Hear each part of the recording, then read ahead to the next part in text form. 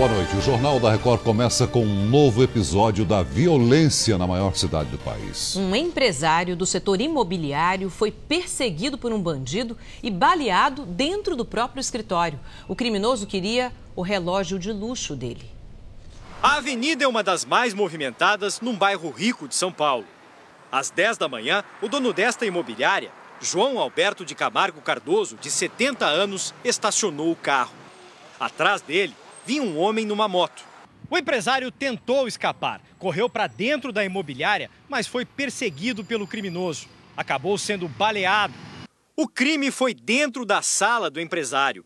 Segundo um funcionário, o bandido fez os disparos, retirou o relógio de luxo do braço dele e fugiu. O empresário foi baleado no rosto e no tórax. Esta imagem mostra o momento em que João Alberto é carregado por policiais militares e levado ao hospital. A Polícia Civil investiga agora se ele foi vítima de um assalto, mas não descarta outras hipóteses. Para o delegado, a audácia do criminoso ao invadir a imobiliária não é uma atitude comum. Ele atravessou a rua e ingressou no estabelecimento comercial, passando por recepção, sala de secretária, entrando no escritório da vítima, onde ele fez os disparos. Quer dizer, ele se arriscou, inclusive, a encontrar uma segurança contratada. A polícia analisa imagens de câmeras de segurança da rua para tentar identificar o criminoso. O empresário passou por cirurgia, mas o hospital não foi autorizado a divulgar informações sobre o estado de saúde dele. 5 pessoas morreram baleadas em Guarulhos, na Grande São Paulo. Os crimes aconteceram na mesma região em que um policial militar foi morto no domingo passado.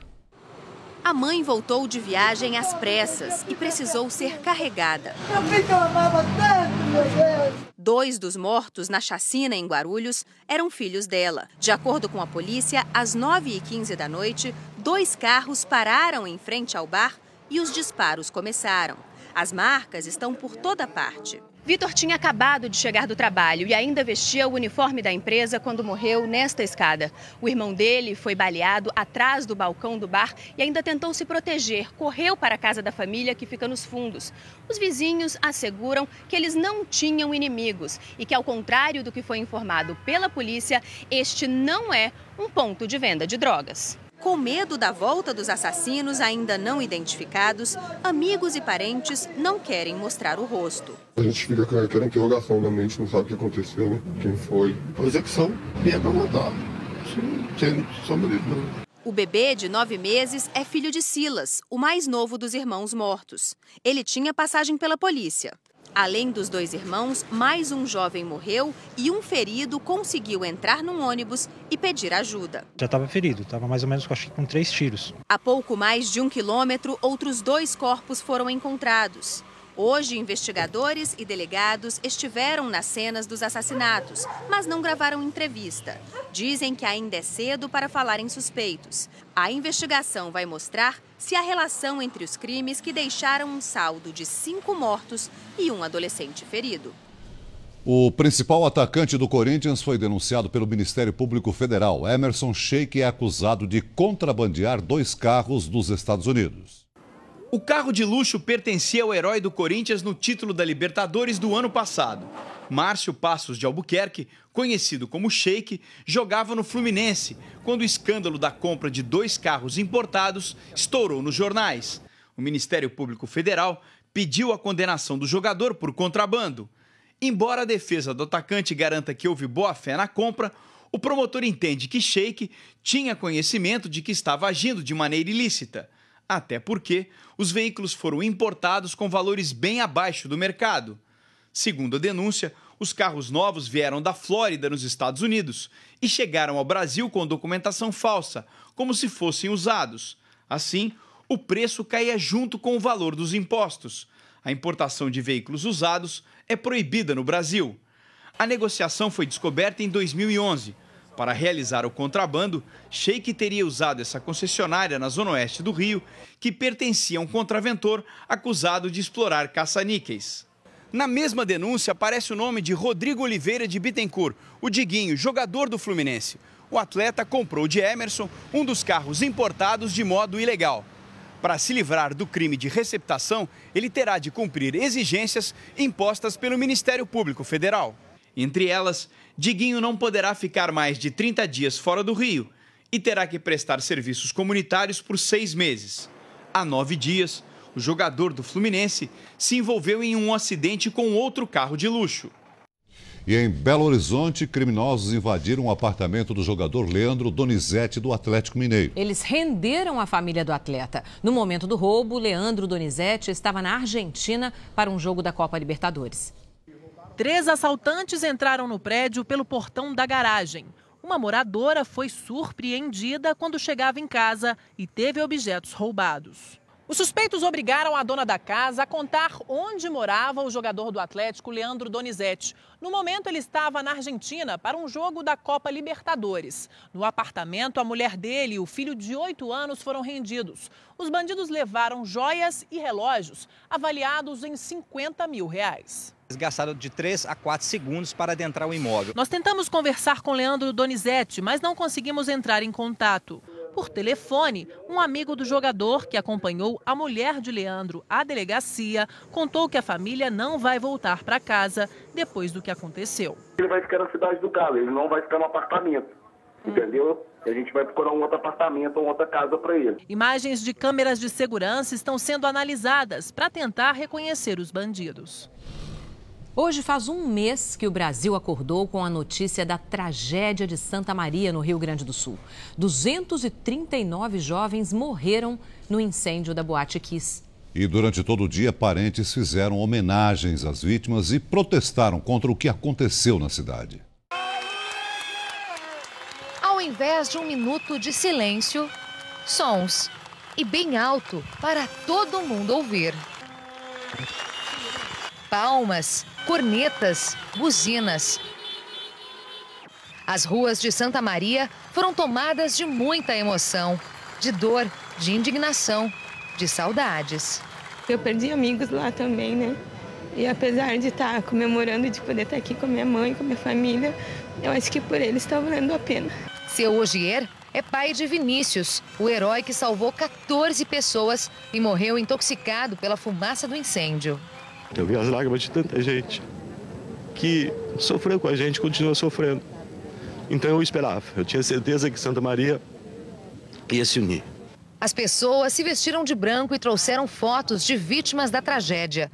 Faixas e cartazes traziam homenagens. A ideia era lembrar da alegria dos rapazes e moças que saíram naquela noite para se divertir. Aqui é terra dos jovens, né?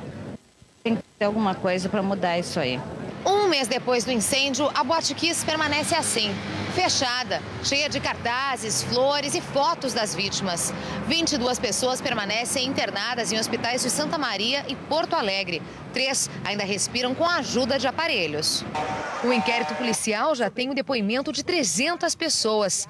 Mais 150 devem ser ouvidas.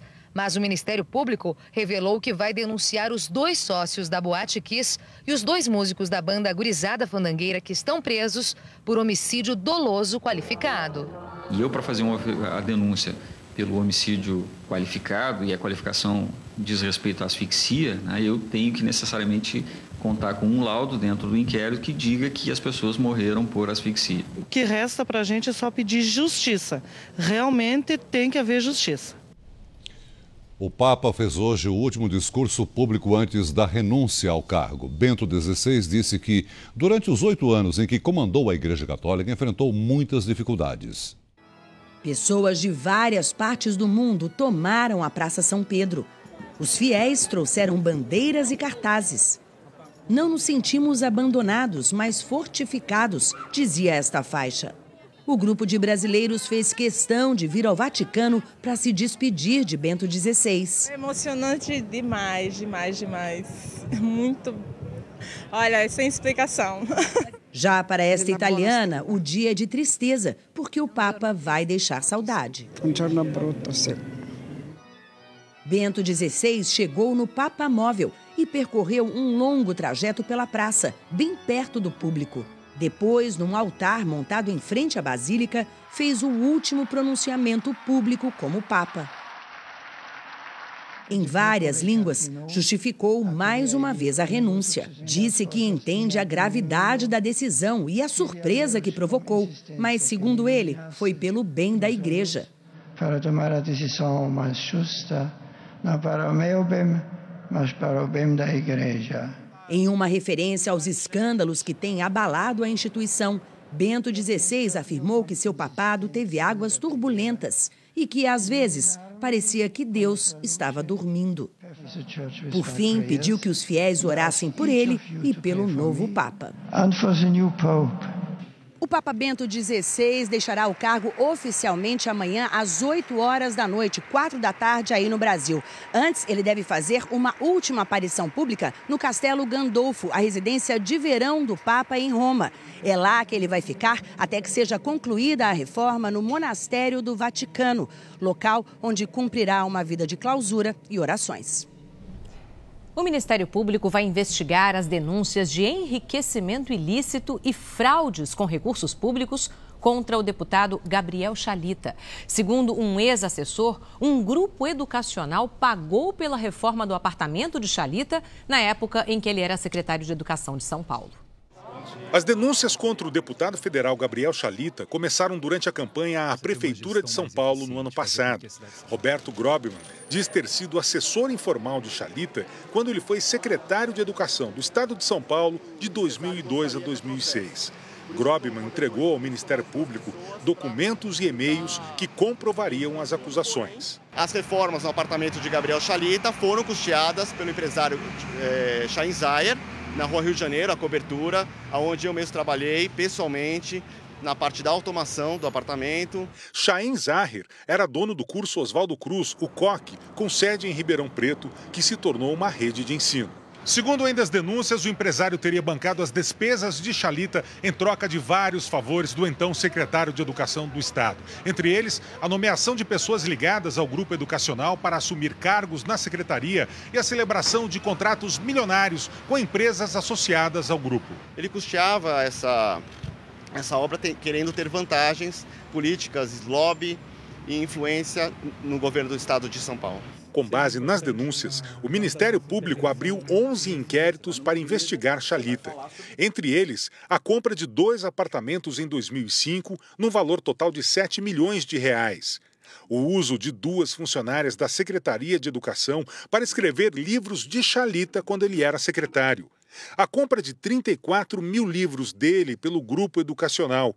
E um contrato de 2,5 milhões de reais realizado entre a Secretaria e o COC sem licitação. Indícios fortíssimos de improbidade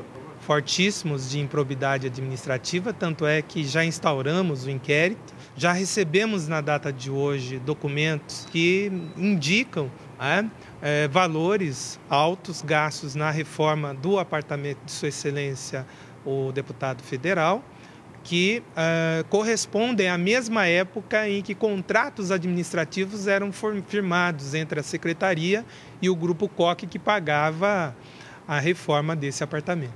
Grobman diz que demorou mais de 6 anos para fazer as denúncias por medo. Eu era o tempo todo ameaçado, se eu falasse qualquer coisa, eu iria perder meu emprego e não iria conseguir mais trabalhar em lugar nenhum, que eles iriam me perseguir. A assessoria do deputado Gabriel Chalita divulgou nota dizendo que as acusações são falsas e que o autor das denúncias será processado criminalmente. Já o grupo do empresário Chaim Zayer disse que foi injustamente envolvido numa disputa partidária e que tem colaborado com a investigação do Ministério Público. Por 6-4, os ministros do Supremo Tribunal Federal rejeitaram a liminar que obrigaria o Congresso a votar vetos presidenciais em ordem cronológica. E com isso, os parlamentares já podem colocar em votação o veto da presidente Dilma ao projeto que define a redistribuição dos royalties do petróleo. É direito do presidente da República vetar trechos das leis aprovadas. Mas esses vetos voltam ao Legislativo e têm prioridade de votação.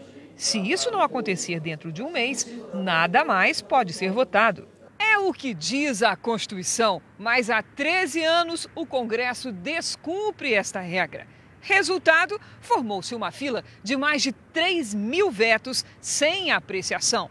E no final desta fila está o veto da presidente Dilma à lei dos royalties, justamente ao trecho que permite a redistribuição do dinheiro arrecadado com a exploração do petróleo. O ministro Luiz Fux manteve hoje a sua posição, que obriga a votação dos 3 mil vetos atrasados. Todos os vetos são urgentes de forma equivalente. Mas a maioria dos ministros foi contra, o que, na prática, autoriza o Congresso a votar o veto à lei dos royalties a qualquer momento. A tendência no Legislativo é manter a nova distribuição entre os estados da renda obtida com a exploração do petróleo. A presidente Dilma Rousseff afirmou que quer acelerar o ritmo de crescimento econômico do Brasil durante o discurso dos 10 anos do Conselho de Desenvolvimento Econômico e Social.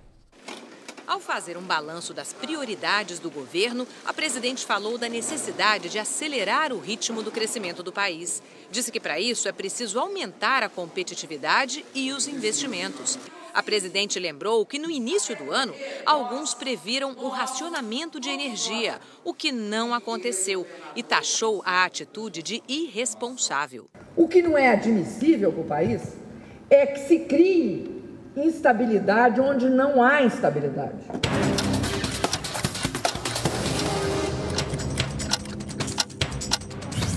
Um bingo clandestino foi assaltado na zona sul de São Paulo. A polícia foi chamada e prendeu 4 assaltantes. Com eles, a polícia encontrou um revólver, R$5 mil em dinheiro, relógios, celulares e 2 carros. 11 apostadores também foram levados para a delegacia e devem responder por contravenção. Em Marilac, Minas Gerais, uma mulher enterrou o marido vivo. O homem tinha desmaiado depois de uma briga. Ela pensou que ele estivesse morto. José Pereira ficou 7 horas debaixo da terra. Assim que conseguiu sair, ele foi até uma delegacia registrar a ocorrência e lá descobriu que havia um mandado de prisão contra ele. José foi preso. A mulher dele está foragida. Em Brasília, funcionários e médicos vestiram-se de branco e fizeram um abraço simbólico ao Serviço Médico do Senado. Foi um protesto contra a decisão do presidente Renan Calheiros de fechar o ambulatório. O ministro da Saúde, Alexandre Padilha, pediu que os médicos sejam aproveitados no Sistema Único de Saúde do Distrito Federal.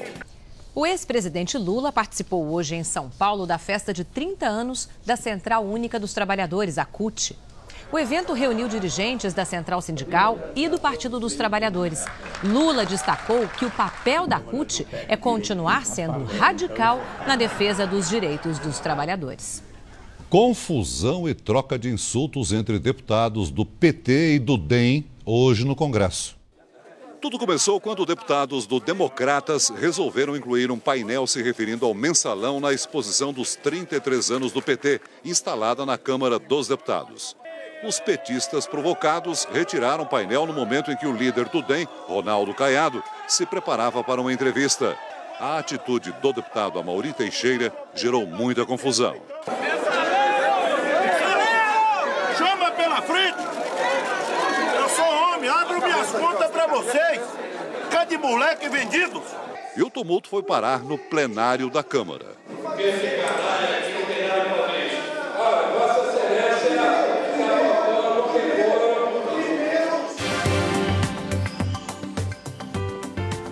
Fevereiro termina com chuvas fortes em boa parte do Sudeste, Centro-Oeste e Norte do Brasil.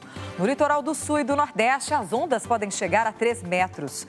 O satélite mostra que a frente fria avançou muito e, neste momento, está entre o Rio de Janeiro e o Espírito Santo.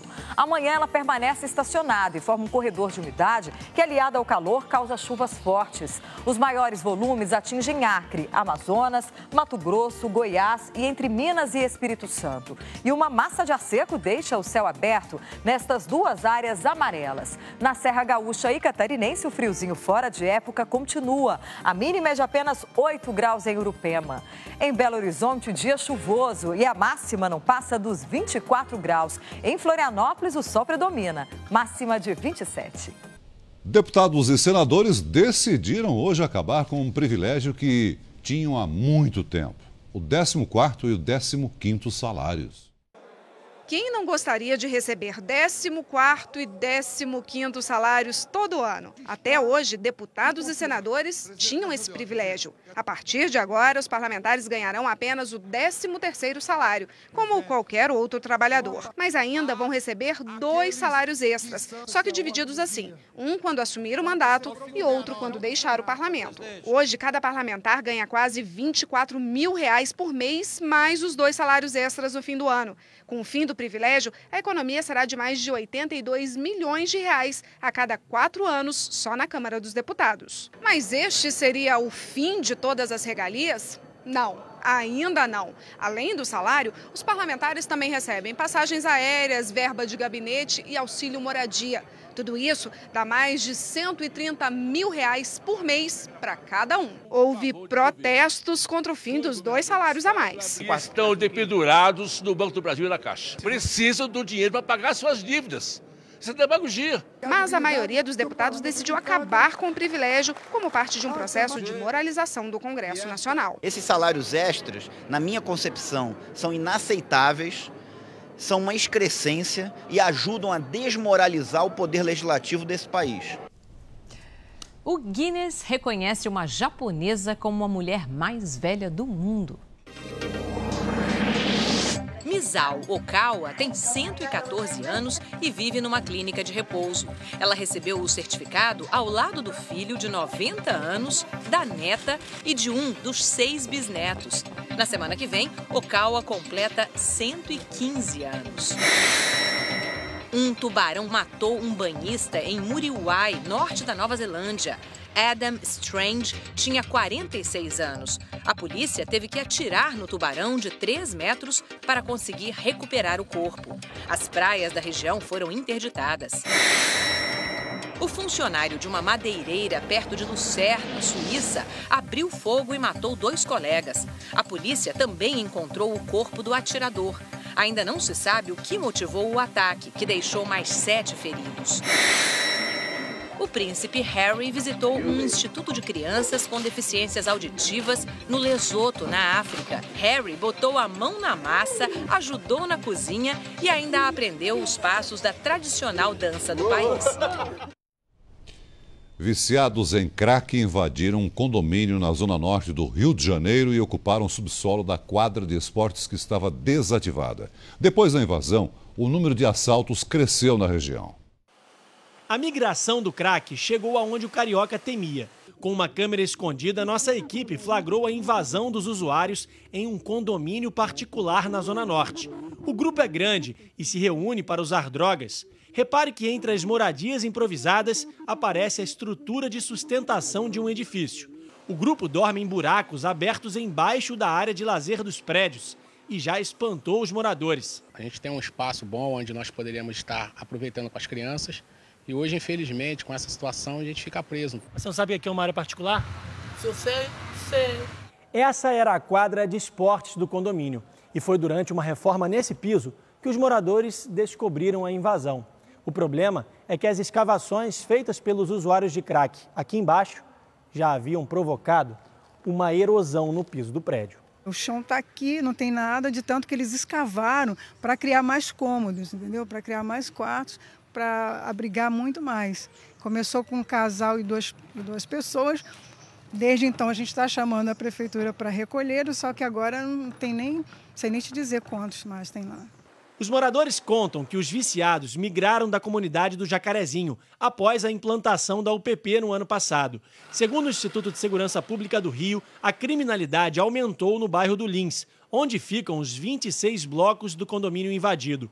O número de roubos a residências mais que dobrou nos últimos 4 meses.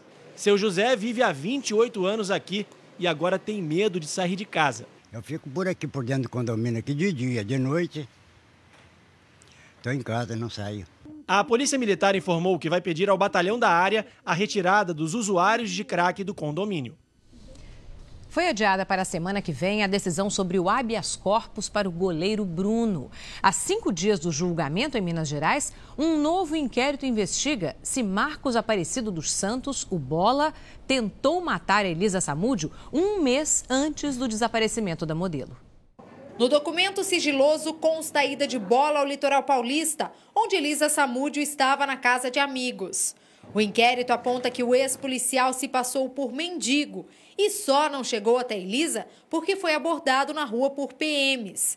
Ainda segundo o documento, Bola ligou para um advogado que conseguiu liberá-lo sem o registro da ocorrência. Ontem, o Jornal da Record mostrou em primeira mão que o inquérito investiga também a participação do ex-policial Gilson Costa no desaparecimento e morte de Elisa Samúdio. O delegado responsável não quis dar detalhes. Não vou mencionar quais as pessoas estão sendo investigadas, justamente para não causar tropeços e embaraços à minha investigação policial. Bruno, que será julgado na semana que vem, vai ter de esperar a decisão dos desembargadores sobre a prisão domiciliar. Já são 64 pedidos de habeas corpus para Bruno julgados aqui no Tribunal de Justiça de Minas Gerais.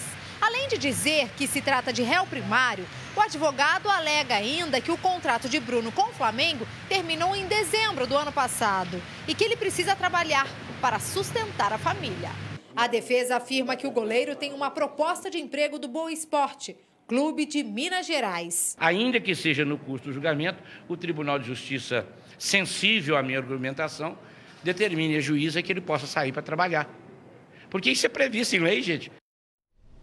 Um peruano que mora há 12 anos no Brasil escapou por pouco da morte. Uma carreta carregada de soja tombou sobre o veículo dele em São Paulo. O acidente foi tão grave que o veículo ficou completamente destruído.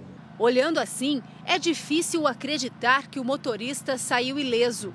O carro do peruano Francisco Corales foi prensado por uma carreta com mais de 20 toneladas de soja. Fiquei sem respiração aí, minha perna não podia mexer. Só ficou na cabeça. A cabeça ficou assim, fiquei assim com a cabeça. Na hora da batida, chovia forte. A carreta se preparava para pegar uma alça de saída do Rodoanel, mas não viu o carro ao lado. Os veículos se chocaram e o caminhão tombou. Francisco, de 45 anos, foi resgatado e levado ao hospital. Eu gritei, me ajude, me ajude. A garagem onde o Francisco guardava o único carro da família agora está assim, vazia. Mas o que importa mesmo é que ele está aqui, saudável, apenas com um machucado na testa e um outro pequeno machucado no dedo. Isso que importa, né? Que o senhor está aqui com a sua família. Deus sabe o que faz, é milagre de Deus e Deus é maravilhoso. Em casa, a esposa e os 3 filhos dão muito carinho a Francisco. Acidentes a gente não sabe a hora, o momento, né? Que acontece. Quando eu vi o carro, não acreditei, viu? A filha mais velha do casal ficou desesperada ao saber do acidente, mas agora comemora a vida do pai. Eu fico muito feliz de ele estar bem aqui, sem salvo em casa. A Justiça autorizou a infiltração de um policial na equipe médica suspeita de matar pacientes em Curitiba. Mas a polícia optou por usar depoimentos e gravações telefônicas. A UTI deve voltar a funcionar na sexta-feira. A delegada-chefe da investigação pediu na Justiça a infiltração de um policial na equipe médica da doutora Virgínia Soares de Souza. Mas, segundo a Polícia Civil, apesar de liberado pela Justiça, a delegada desistiu da medida e preferiu concentrar a investigação em depoimentos de testemunhas e gravações telefônicas. Paula Brizola não quis gravar entrevistas sobre a possibilidade de exumação dos corpos. Desde que a médica foi presa, no dia 19, a UTI com 10 leitos, comandada por Virgínia Soares Souza, foi fechada. O setor deve ser reaberto até sexta-feira, mas para isso é necessária liberação por parte de uma comissão do Ministério da Saúde que está aqui em Curitiba acompanhando o caso. A equipe nova que vai assumir a UTI já entrou em entendimentos com o hospital, estão fazendo algumas reformas na área da UTI. Essa crise, pelo menos, nós já estamos contornando. Agora que o inquérito não está mais sob sigilo, novos trechos de conversas da médica com a equipe foram revelados. Em um deles, Virgínia diz para um funcionário: tem alguns doentes que estão mortos, então vai desligando as coisas que não têm sentido. No final da tarde, o advogado de defesa da médica médica entrou na justiça com um pedido de habeas corpus. Ela e outros 3 envolvidos continuam presos. Hoje, pela primeira vez, a mãe de um paciente que tem a morte citada no inquérito falou sobre o caso. Ela sempre falava que ele não ia sobreviver, que ele não tinha chance nenhuma, né? E que de uma hora para outra as máquinas poderiam parar de funcionar. A Federação Paulista de Futebol anunciou medidas para melhorar a segurança nos estádios. A decisão foi tomada depois da morte do torcedor boliviano Kevin Espada, atingido por um sinalizador no estádio de Oruro, na Bolívia. Medidas enérgicas e punições mais rígidas no futebol paulista. Novas diretrizes foram anunciadas nesta quarta-feira pelo Tribunal de Justiça do Estado de São Paulo. É uma determinação do tribunal que pode viabilizar a suspensão do clube. Então, envolve uma gravidade maior com o clube participante. A principal novidade é que, a partir de agora, o árbitro é obrigado a interromper temporariamente o jogo ao perceber a presença de qualquer tipo de fogos de artifício ou sinalizadores dentro do estádio. Ele vai imediatamente interromper a partida, chamar o delegado da partida, comunicar os fatos, pedir providências de natureza policial e relatar detalhadamente na súmula, o que não era feito antes, esse incidente. O clube da torcida envolvida será responsabilizado. As punições vão variar de acordo com o caso e podem chegar a multas de R$100 mil e a perda de mando de até 15 partidas. Os clubes paulistas já foram avisados das mudanças e o Tribunal Paulista também enviou a resolução ao STJD. E se o órgão, que é a instância máxima do esporte no Brasil, achar pertinente, pode estender as normas aos campos de todo o país. 9 torcedores ganharam na justiça o direito de assistir ao jogo do Corinthians contra o Milionários pela Copa Libertadores no estádio do Pacaembu, em São Paulo. Um roubo inusitado em Salvador. Uma estudante de 14 anos foi abordada na rua por outra jovem com uma tesoura nas mãos. O motivo? Ela queria o cabelo da outra. Cabelo longo, cacheado só nas pontas, sem tintura alguma. E por isso, muito desejado. Lindo. Aquilo ali que está na foto mesmo. Um ato assim de crueldade mesmo. A cabeleira se foi. Assustadíssima, a menina, que só tem 14 anos, agora há pouco sai de casa e não quer falar sobre o assunto. Acho que eu ficava desesperada. Acho que chorava tanto. Porque cabelo muito bonito. Foi tudo muito rápido. Eram 2h30 da tarde. A estudante conversava com uma amiga na rua onde mora quando, de repente, uma jovem com uma tesoura na mão mandou ela escolher entre o celular e o cabelo. Mesmo entregando o telefone, a adolescente perdeu o cabelo cortado ali mesmo. O caso está na delegacia do menor infrator. Depois de uma pesquisa na internet, em uma rede social, a polícia conseguiu encontrar a jovem acusada do roubo, identificada pela vítima. Na próxima semana, a acusada, que tem 17 anos, será ouvida na delegacia. A polícia acredita que a adolescente não queria o cabelo para ela, e sim para vender. Esse não é o primeiro caso investigado pela delegacia. O cabelo está sendo uma peça valorizada, né, com valor econômico, principalmente nos casos de cabelos que são considerados cabelos naturais. Né? Vale muito. Vale muito. O medo agora é o roubo de cabelo se tornar rotina. Já pensou? Se virar moda, hein? O povo fica preocupado. Como é que vai ser da nossa vida agora? Porque até o cabelo estão arrancando o nosso. Imagine.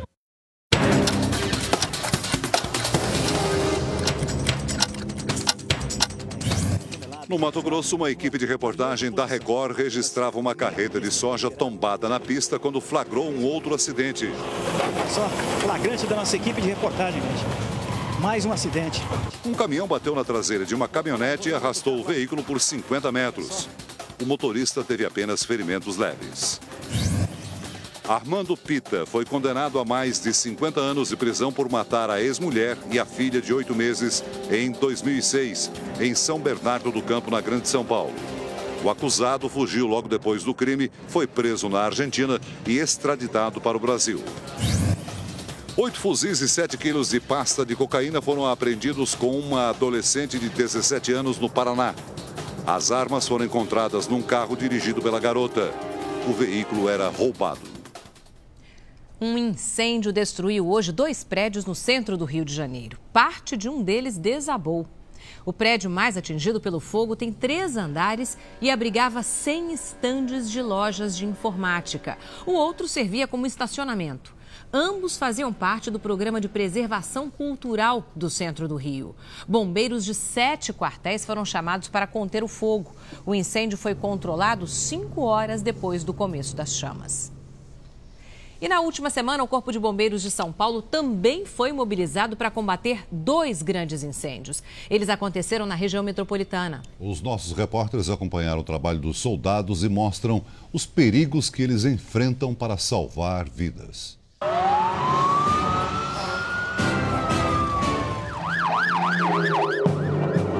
O imprevisto exige pressa. 2 grandes incêndios num mesmo plantão.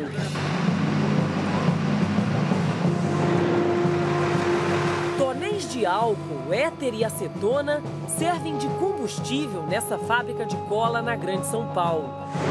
São várias explosões. Os bombeiros se arriscam para evitar que o fogo se espalhe e chegue à vizinhança. 83 homens trabalham por 4 horas seguidas para conter as chamas.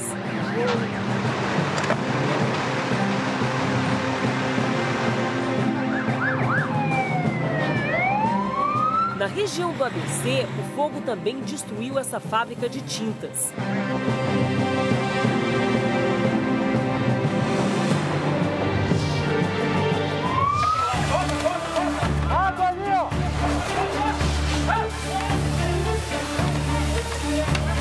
Essas imagens exclusivas mostram o combate bem de perto. Dentro de uma oficina mecânica, todos os carros são atingidos e o fogo se alastra com violência.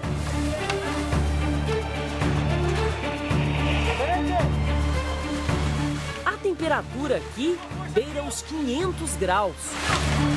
Pedaços da construção se soltam e o teto ameaça desabar sobre os bombeiros. Para evitar acidentes e vítimas, eles derrubam o teto. A presença de gás natural nos carros e gasolina aumentam o risco. Isso é combustível que está vazando.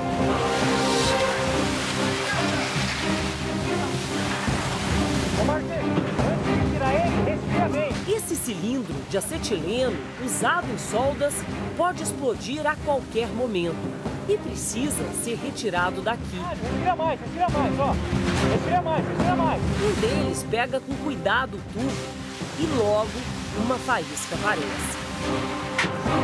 Apaga aqui, ó, a mão do macho, Embaixo do cilindro tá em chama, vira. Felizmente nada acontece e o equipamento é retirado da oficina em segurança. Mais uma missão cumprida. Eficiência para enfrentar perigos demais com gente de menos. O Brasil tem um número de bombeiros 5 vezes menor do que o recomendado pela Associação Americana de Proteção ao Fogo.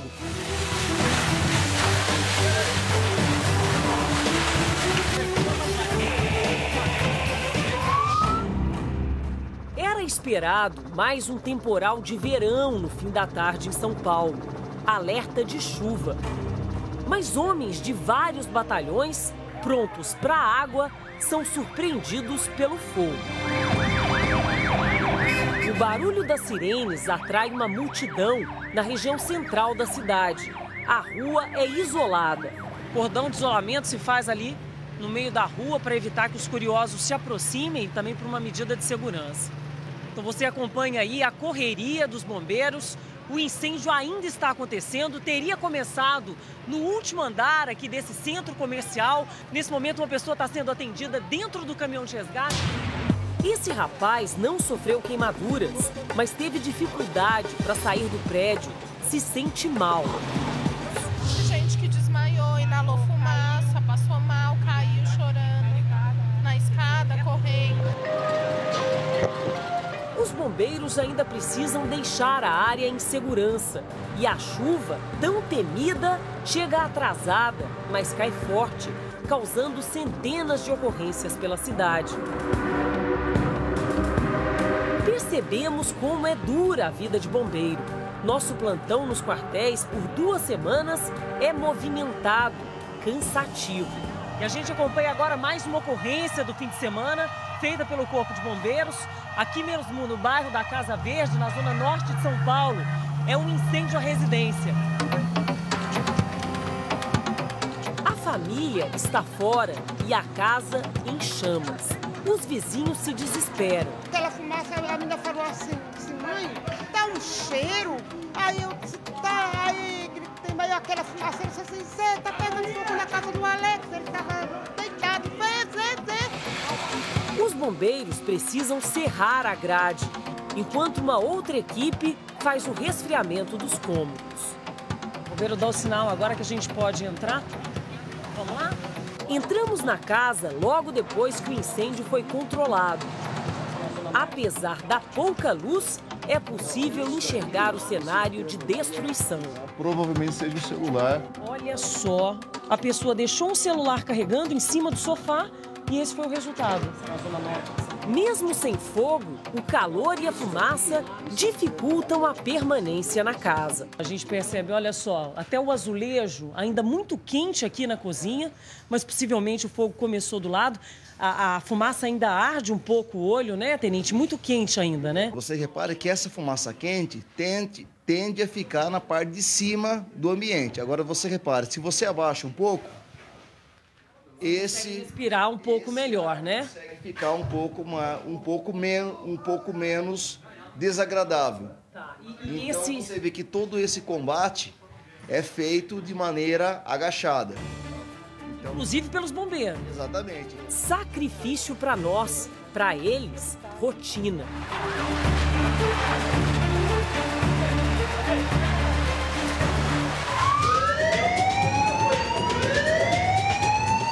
Depois do chamado, rapidez e prontidão. Descer assim para evitar as escadas. Tudo para economizar tempo, ganhar minutos, segundos indispensáveis para socorrer feridos, salvar vidas. E na hora de enfrentar a cidade, seguir de moto faz toda a diferença. Por causa do trânsito pesado, São Paulo foi um dos estados pioneiros no socorro sobre 2 rodas. Há mais de 10 anos, trabalha com o grupo de motocicletas operacionais dos bombeiros, as MOBs. Mais uma ocorrência num dos maiores batalhões do país. Um motoqueiro acaba de ser atropelado. As viaturas seguem para o local com dificuldade. E o socorro agora depende justamente dos bombeiros que seguem de moto. Com a sirene ligada, o sargento Dutra avança entre os carros. Dribla os automóveis com habilidade. Muitas vezes é preciso seguir pela calçada, cortar caminho na contramão, o que exige ainda mais cuidado. A distância entre o quartel e o local da ocorrência é de menos de 2 minutos. O sargento tira o capacete e se joga debaixo do ônibus. Se arrasta. A vítima está imóvel. Ele checa o batimento cardíaco para saber se o homem ainda está vivo. É potente, mas tem impulso, viu? O sargento percebe que o eixo do ônibus pressiona o corpo da vítima e impede a respiração. E dá as instruções para outro bombeiro. Meu nome? Ele está inconsciente. Puxa os pés dele, pode puxar. Não, puxa os pés dele. Macaco, filho. Puxa. Com cuidado, o homem é arrastado poucos centímetros e volta a respirar.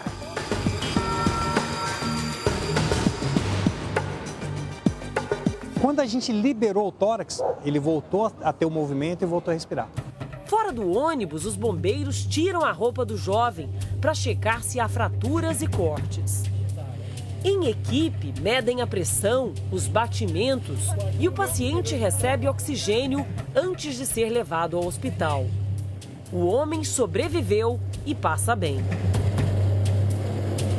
É uma missão cumprida assim que traz uma satisfação pessoal muito grande. É só quem está ali no local que sabe o que é viver isso. Assim como os bombeiros, suas motos também estão preparadas para tudo. A gente carrega oxigênio, tala, a gente esfigmomanômetro, oxímetro, essa aqui, bastante atadura e colar cervical. Para uma cidade que inunda, acredite, a moto leva até um bote. Dá até para entender como esses homens vencem tamanho desafio todos os dias. São como anjos da guarda apressados, que se multiplicam, quase voam, para que mais uma vítima possa respirar aliviada. Dutra, na... Ó, a gente ia começar a gravar uma entrevista com o sargento Dutra, não deu tempo. Mais uma ocorrência, ele já vai sair para mais um resgate.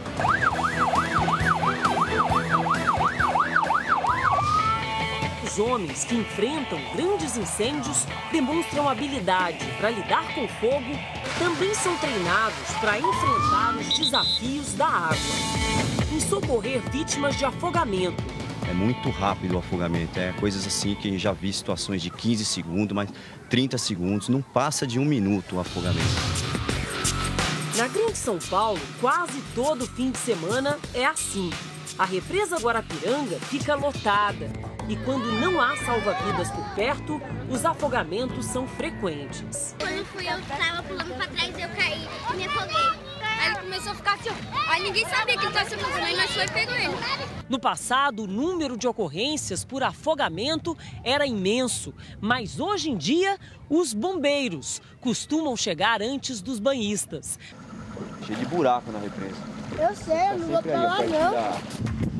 A equipe móvel percorre a represa num dia de aparente tranquilidade, mas não demora muito para o alerta. A lancha segue agora em alta velocidade até uma praia vizinha. Foi. Bebeu demais, passou mal. Agora a gente vai ver o que está acontecendo. Eles medem a pressão e tentam aquecer o corpo da vítima. Bebida alcoólica desde de manhã, está totalmente alcoolizada, ficou na água, baixou a temperatura do corpo, está em estado de hipotermia, está em coma alcoolizado totalmente. A mulher está rodeada por várias pessoas que parecem ter se excedido na festa. Elas chegam a atrapalhar o socorro da vítima. Enquanto a mulher recebe todos os cuidados, a apreensão desse garotinho de 6 anos que se agarra à mochila da mulher chama a nossa atenção. Mãe, o que aconteceu? Ela fica bebendo muito, por isso que ela fica...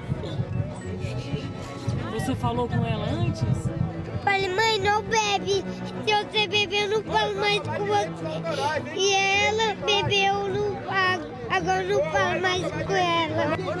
Desesperado, o garoto acha que a mãe está morta. Tomando água, ela foi ele nadou e morreu dentro da água. Não, ela não morreu. Ela vai pro hospital, tá bom? É justamente ela que, às pressas, é levada de lancha. Se não fosse o cuidado, ela pode entrar em coma alcoólico. Agora a dona Quitéria está sendo transferida para uma ambulância do Corpo de Bombeiros e vai ser levada para um hospital próximo aqui na região sul de São Paulo. O bombeiro tenta conversar com ela. Dona Quitéria, o que aconteceu? Ô, dona Quitéria! Aos poucos, a mulher consegue pronunciar algumas palavras. Quase me afoguei. Por causa da bebida? Fora de perigo, graças à atuação rápida dos homens da água, Dona Quitéria segue em segurança para um hospital da região. Vítimas do álcool, da água, deslizamentos, desabamentos. Em ocorrências assim, os bombeiros contam com uma ajuda preciosa de outro tipo de soldado.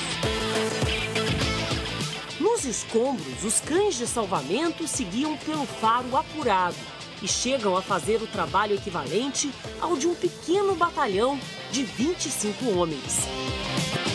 Além de localizar vítimas, com vida ou não, os cães também ajudam a definir grandes áreas em que não há vítimas.